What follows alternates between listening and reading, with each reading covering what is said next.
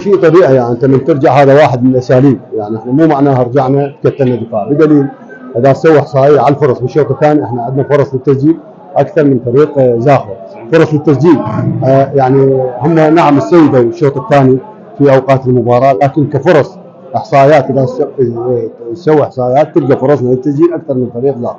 هذا لا يعني ان فريق زاخر فريق سهل، لا بالعكس، فريق زاخر انا اجزم انه واحد من اصعب الفرق اللي واجهناها على ملعبنا بعد فريق القوة الجوية في مباراة الكأس.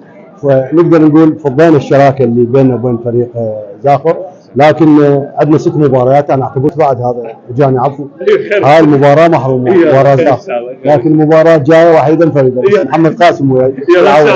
ابو احمد ما يقصر محمد، مبارك مستوى متصاعد من مباراة لمباراة، حدثنا عن المباراة وعندي سؤال ثاني. بسم الله الرحمن الرحيم. بالبداية احب انا ابارك لجمهور نادي النجف، صراحه احنا شلون نقدم لهذا الجمهور هو يستاهل اكثر ما احنا نقدم له. مبارك لفريقنا، مبارك لكادرنا التدريبي، مبارك للاعبين الابطال.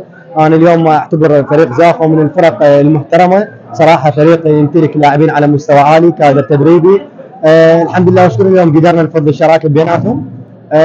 قدمنا اللي علينا، اهم شيء 3 نقاط بين ارضنا بين جمهورنا خلتنا نوصل للمركز الرابع.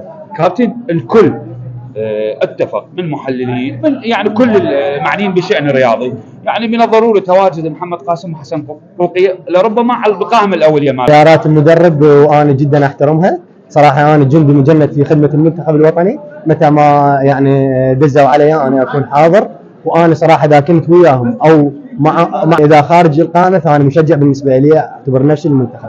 بسم الله الرحمن الرحيم. اليوم قدمنا مباراة جيد، صح بالبداية أول 10 دقائق ما كنا بالمستوى كنا جولا، بس رجعنا قولنا، فإحنا هواي فرصة كثير الأغلاط التحكيمية ورأس انتعاد من مباراة واحدة، كم مباراة صار نسوي نقاط من وراء التحكيم، مش نسوي الحمد لله.